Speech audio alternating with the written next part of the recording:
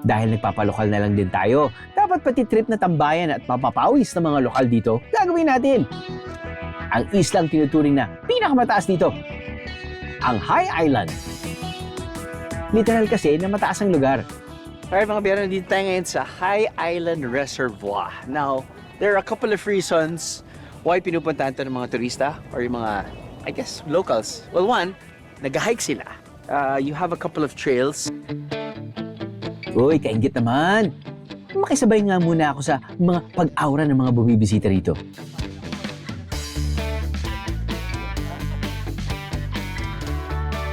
Look at that view, Beros!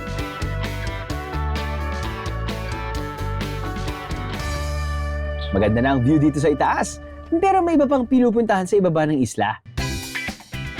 Ang mga batuhang ito, sa bandang ibaba ng isla, dinarayo dahil sa kakaiba nitong itsura. Para kasi itong tipak ng bato na pinagdikit-dikit. At yun, ito, yung isa sa mga rason kung bakit pupunta dito yung mga turista. These are the hexagonal rock columns na naturally made.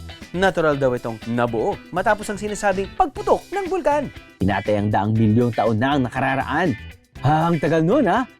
Dahil nga iconic ang hugis at itsura nito, hindi na lang ito makikita ng personal. Inilalagay din kasi nila ito sa kanilang pera. Makikita ang ganda ng hexagonal rocks sa kanilang $500 bill. Amazing! I have the meeting is a BIA. All you gotta do is just subscribe to the YouTube channel of GMA Public Affairs and you can just watch all the Behind the Drew episodes all day, forever in your life. Let's go! Yeehaw!